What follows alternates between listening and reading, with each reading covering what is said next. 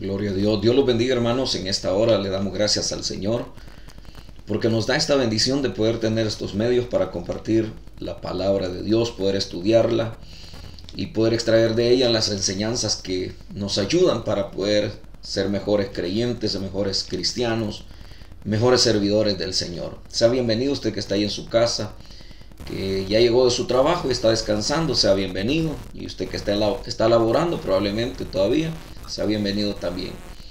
Este día es un día de reuniones de líderes. Esperamos que usted, que es el líder, pues también esté preparándose para ir a su reunión con su pastor y su supervisor. El tema que vamos a compartir es el arrebatamiento de la iglesia. El arrebatamiento de la iglesia. Quiero decirle que últimamente se ha cambiado el nombre del rapto de la iglesia por el arrebatamiento. Ya le voy a explicar por qué. Oremos al Señor. Padre, te damos gracias por cada vida que está ahí, Señor, a través de las redes y que están pendientes, Señor, de estos espacios, estos estudios que estamos teniendo en tu bendita palabra. Bendíceles, Dios, guárdales, guíales, danos tu sabiduría para poder instruir a tu pueblo en tu palabra. En el nombre de Jesús te damos muchas gracias, Señor. Háblanos por tu palabra en Cristo Jesús. Amén, Señor, y amén. Comenzamos, hermanos. Si usted no haya luego los libros de la Biblia, tome un lapicero y vaya anotando ahí cada versículo que voy a ir mencionando y que vamos a ir estudiando con respecto al arrebatamiento de la iglesia. Quiero decirle que la palabra arrebatamiento aparece en la iglesia, en la Biblia. El arrebatamiento de la iglesia aparece en la Biblia. No obstante, el nombre rapto no aparece. Por eso es que hoy estamos utilizando el nombre el arrebatamiento de la iglesia. Porque algunos dicen, bueno, ¿cómo es que hablan del rapto de la iglesia? Y esa palabra no aparece, aunque su verdad, su figura sí aparece en la escritura. Veamos en la palabra del Señor en el Evangelio de Juan. El Evangelio de Juan, vamos a leer ahí unos versículos, San Juan capítulo número 12. Y vamos a ver primero, hermanos, que el arrebatamiento de la iglesia es producto del sacrificio de Cristo. Ese es el primer punto. El arrebatamiento de la iglesia es producto del sacrificio, de la muerte y resurrección de Cristo. Leamos en San Juan capítulo 12, versículo número 32. Dice el Señor, y si yo fuere, si fuere levantado de la tierra, a todos atraeré a mí mismo. Esto decía, dando a entender de que muerte iba a morir. Lo leo una vez más. Y yo, si fuere levantado de la tierra, a todos atraeré a mí mismo. La muerte y resurrección de Cristo fue lo que produjo la esperanza para la vida del creyente. El Señor dijo que si el grano de trigo no caía a tierra y moría, pues quedaba solo, pero si caía a tierra producía fruto, y el fruto de esa muerte del Señor, que estaba prefigurado en ese grano de trigo, es precisamente la iglesia que Él compró con ese sacrificio y que Él mismo también le ha prometido el venir a llevarla. Es decir, que no es un invento de teólogos, no es un invento de ningún apóstol, es una promesa del Señor y es el fruto del sacrificio, de la muerte y resurrección del Señor. Ese es el primer punto. Veamos otro punto. El arrebatamiento de la iglesia es una promesa del Señor, una promesa directa del Señor. Vámonos a San Juan, capítulo número 14.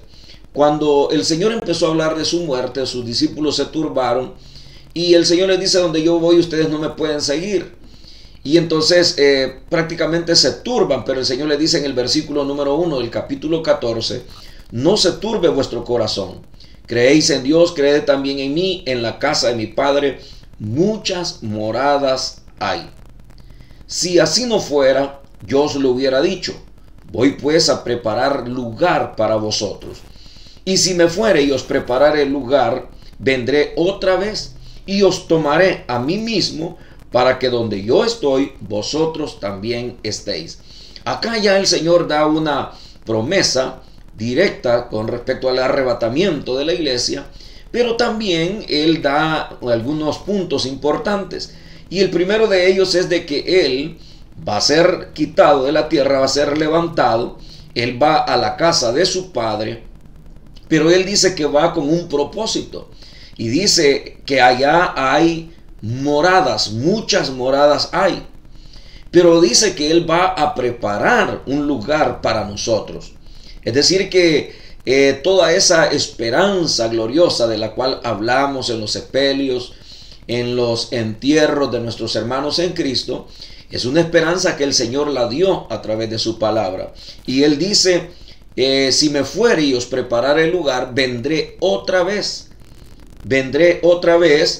y os tomaré a mí mismo. Ese vendré otra vez está hablando de que por segunda vez Él va a venir, pero Él va a venir con un propósito. Ahora viene con el propósito de llevarse a aquellos que han creído en Él, aquellos que han esperado en Él, aquellos que abrigaron esa esperanza, aquellos que murieron en Cristo y que estén perseverantes en el momento que el Señor venga por su iglesia. Entonces ahora tenemos la promesa de parte de los labios del Señor. Entonces veamos otro punto, y es de que ahora Él viene sin relación con el pecado. En su primera venida Él viene a establecer su ministerio, a hablar de todas sus verdades, a hablar de la esperanza, a cumplir la misión que el Padre le dio. Y ahora Él viene a morir por los pecados, a darle esperanza al pecador. Pero veamos ahora en la carta a los Hebreos, capítulo 9, versículo número 28.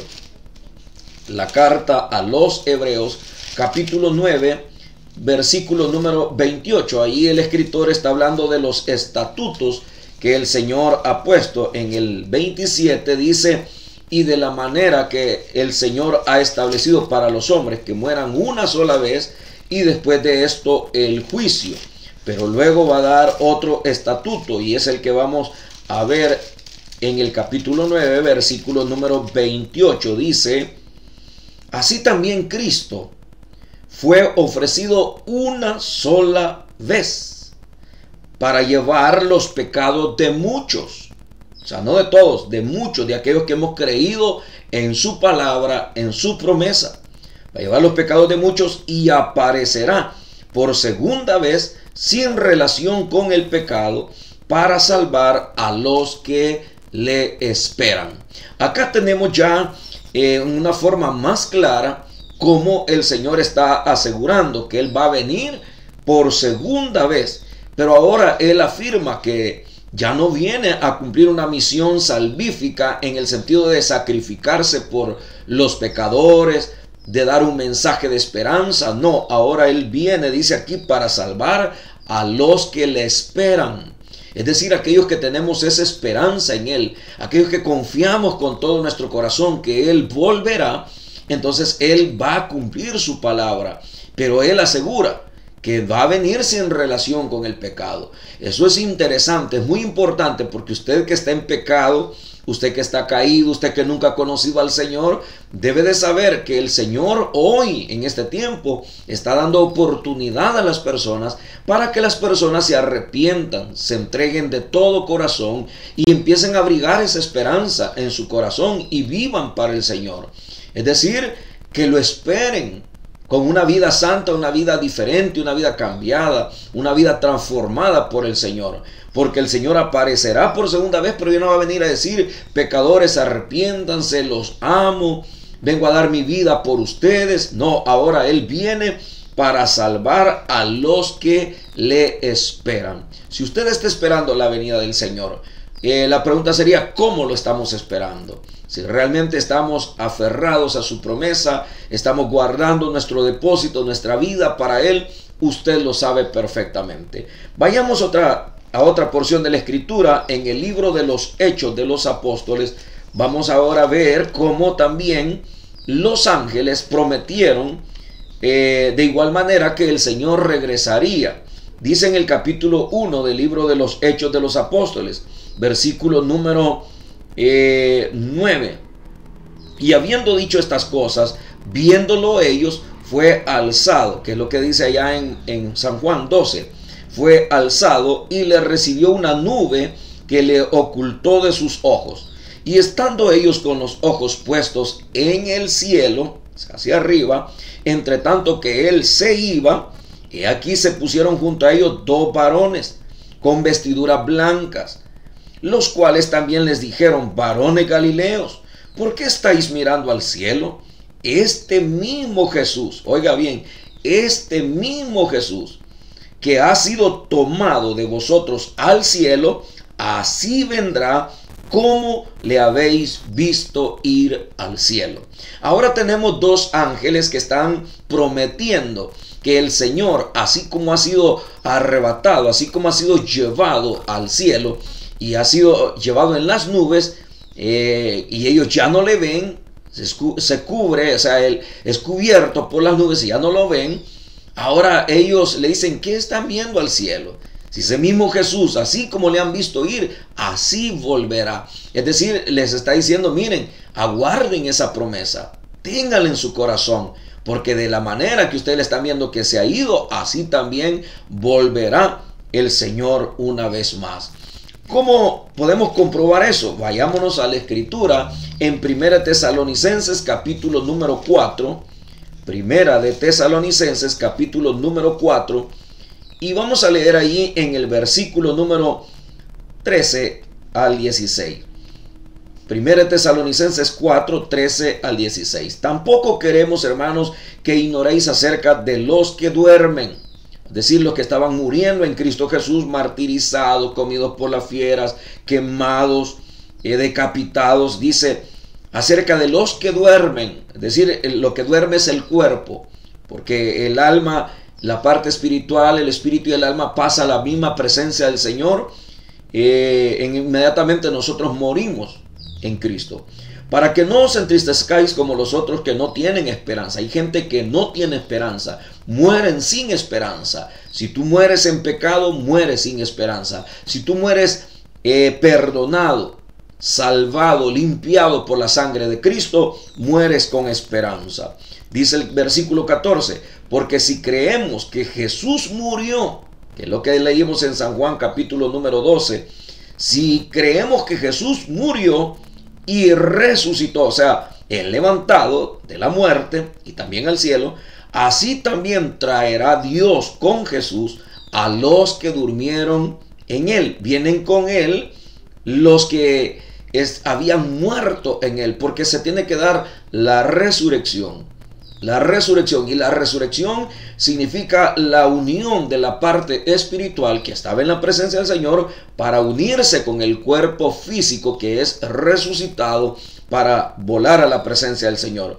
Versículo número 15: por lo cual os decimos esto en palabra del Señor, que nosotros que vivimos, que habremos quedado hasta la venida del Señor, no precederemos a los que durmieron, porque el Señor mismo, con voz de mando, con voz de arcángel y con trompeta de Dios, descenderá del cielo, y los muertos en Cristo resucitarán primero. Oiga el 17: luego nosotros los que vivimos, los que hayamos quedado, seremos arrebatados. Por eso es que no se usa la palabra rapto, sino que se usa la palabra arrebatamiento, para que sea más bíblica. Seremos arrebatados juntamente con ellos en las nubes para recibir al Señor en el aire, y así estaremos siempre con el Señor. Por tanto, alentados los unos a los otros con estas palabras. ¿Qué palabras más especiales? El Señor dice que Él viene, dice el apóstol Pablo, con voz de mando. Esa es una expresión militar. Con voz de arcángel, con trompeta de Dios. Y dice que el Señor descenderá del cielo y Él va a dar una palabra de autoridad, aquella palabra que dio en San Juan 11 a Lázaro, que estaba muerto ya, 4 días, putrefacto ya. Y el Señor dijo: Lázaro, ven fuera. Y aquel que estaba podrido volvió a la vida. No importa cuántos años estemos, hermanos, en el polvo, cuántos años quizás habrán pasado después de nuestra muerte, el Señor dará la orden, dará la palabra de autoridad para que los muertos en Cristo resuciten y se dé la glorificación del cuerpo 1 Corintios 15, 51 al 55 dice que será en un momento, en un abrir y cerrar de ojos. Todo será instantáneo, será rápido. Esa transformación gloriosa, esa resurrección gloriosa. Pero dice aquí que los que vivimos, los que hayamos quedado, seremos arrebatados juntamente con ellos para recibir al Señor en las nubes, en el aire. Y así estaremos siempre con el Señor. A mí me parece un poco muy maravilloso, es decir, un poco quizás difícil para muchos, porque a veces cuando hablamos de lo instantáneo que será la venida del Señor, la resurrección, y que algunos aseguran que no se va a ver, pero ¿cómo es posible que acá dice que van a resucitar y que nos vamos a unir con el Señor en las nubes para recibir al Señor en el aire y así estaremos siempre con el Señor? Se ve como que es un proceso más detenido. Y por supuesto el mundo no espera eso. Lo que esperamos, ese arrebatamiento y esa glorificación, somos los creyentes. Pero es una expresión, es una palabra que el Señor nos ha dado a través de la Biblia. Así es de que, hermanos, acá tenemos todo lo que es el proceso del rapto de la iglesia, del arrebatamiento de la iglesia. Ahora, ¿cómo se va a dar eso? Lo vamos a ver en otro estudio. ¿Cómo es ese proceso de arrebatar a la persona para llevarla al cielo? Aquí solamente nos está diciendo Pablo que van a resucitar y los que estemos vivos vamos a ser arrebatados, si estamos vivos cuando el Señor venga, arrebatados para recibir al Señor en el aire, así estaremos siempre con el Señor por toda la eternidad. Pero ¿cómo va a ser ese proceso? Lo vamos a ver. ¿Dice la Biblia algo sobre eso? Muchas personas dicen, la Biblia no dice nada. Lo vamos a ver para que usted sepa que todo lo que creemos lo fundamentamos en la palabra del Señor. Quiero decirle que para poder llegar a una conclusión muy clara de la Escritura, es importante consultar los libros originales. Acuérdense que la Biblia no fue escrita en español, no fue escrita sino en hebreo, en griego y en arameo.